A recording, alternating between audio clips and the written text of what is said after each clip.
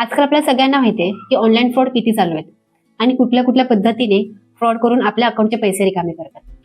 त्यामुळे आपण काय करतो, कोणाला एक आपला मोबाईल नंबर देत नाही, आपली बँक डिटेल शेअर करत नाही, ओटीपी शेअर करत नाही, कारण की आपल्याला माहिती आहे की त्याच्यामुळे आपला फ्रॉड होऊ शकतो, आपलं म्हणजे आपल्यासोबत स्कॅम होऊ शकतो. त्यामुळे आपण याची प्रिकॉशन घेतो, आपण त्याबद्दल काळजी घेत असतो.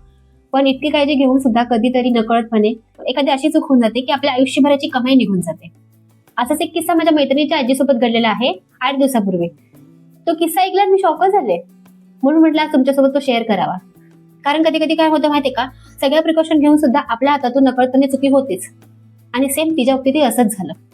मित्रांनो, झालं असं की माझ्या मैत्रिणीच्या आजीचा भाजीपाल्याचा व्यवसाय आहे आणि त्याच्यावरच तिचा उदरनिर्वाह चालू आहे. मित्रांनो, झालं असं की एक दिवशी त्या आजीला लँडलाईन नंबरवरून कॉल आला आणि तो कॉल तिने उचलल्यानंतर तिला सांगितलं की आम्ही तुमच्या बँकेतून बोलतोय. तर आपण घरच्यांना कसं सांगतो की बाबा हे बँकेतून बोलतो, हे फ्रॉड असतं, म्हणजे असं कोण बोलत नाही, हे आपले पैसे वगैरे लुबडतात, असं ते डोक्यामध्ये फिट्ट करून ठेवलं होतं.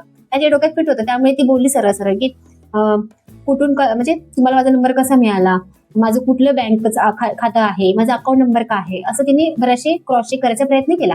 पण त्या क्रॉस चेक करतानाच समोरच्या व्यक्तीने तिच्याशी म्हणजे तिचं अकाउंट कुठलं आहे, कुठल्या बँकेशी आहे, अकाउंट नंबर काय, तिचा मोबाईल नंबर काय आणि पूर्ण जे आपल्या घरचा ऍड्रेस, परमनंट ऍड्रेस सगळं तिला पूर्ण सांगून टाकलं.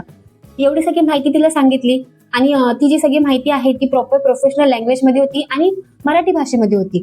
त्यामुळे तिला विश्वास बसला आणि विश्वास बसल्यावरती मग तिने सगळ्या माहिती द्यायला सुरुवात केली. मग तेव्हा त्यांनी बोलताना सांगितलं की तुमचं एटीएम कार्ड जे आहे ते रिन्यू करायचं आहे, त्यासाठी आम्ही तुला कॉल केला.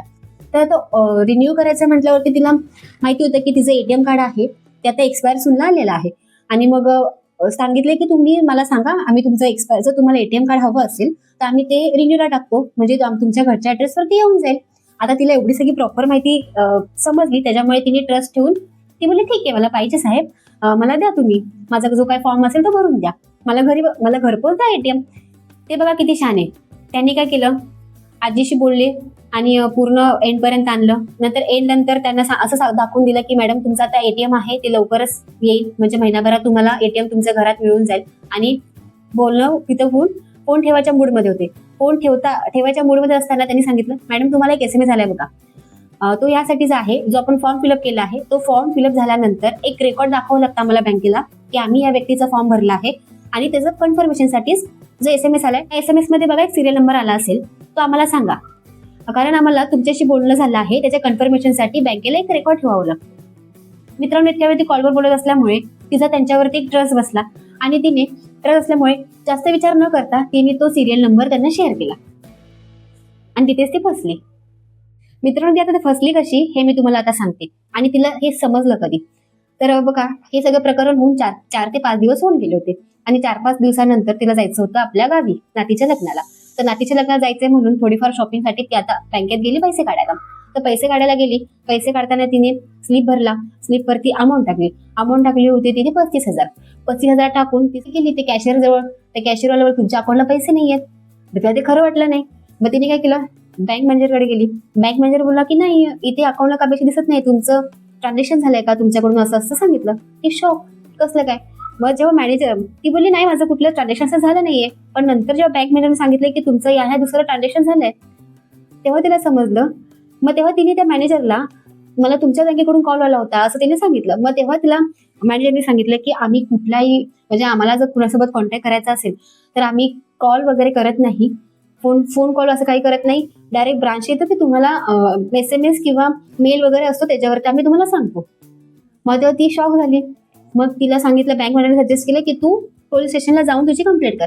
ती पोलिसांकडे गेली आणि झालेला जो काही प्रकार आहे तो त्यांनी सांगितल्यानंतर पोलीस म्हणाले की हा जो स्कॅम आहे हा झाल्यानंतर जर तुम्ही 24 तासाच्या आत जर इथे आला असतात, तुम्ही कंप्लेंट केली असतील तर कदाचित तुम्हाला पैसे म्हणजे जास्त चान्स असतील.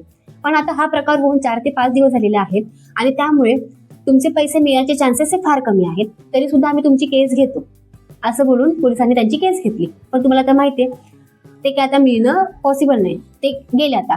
पण त्या बिचारीची जी जमापुंजी होती, पूर्ण आयुष्यभर तिने जे भाजीपाला विकून जेवढे पैसे कमवले होते, मित्रांनो तिच्या अकाउंटमध्ये 4,24,000 एवढी रक्कम होती आणि पूर्ण आयुष्यभराची जमापुंजी फक्त एका छोट्याशा चुकीमुळे वाट लागली.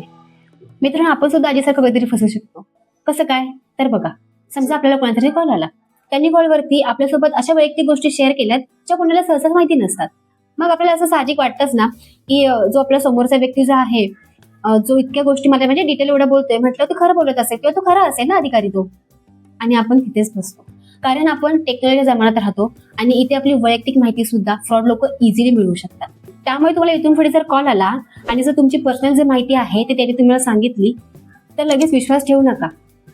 आणि सगळ्यात महत्त्वाचं, कुठलीही बँक कधीही कॉलवर बोलत नाही.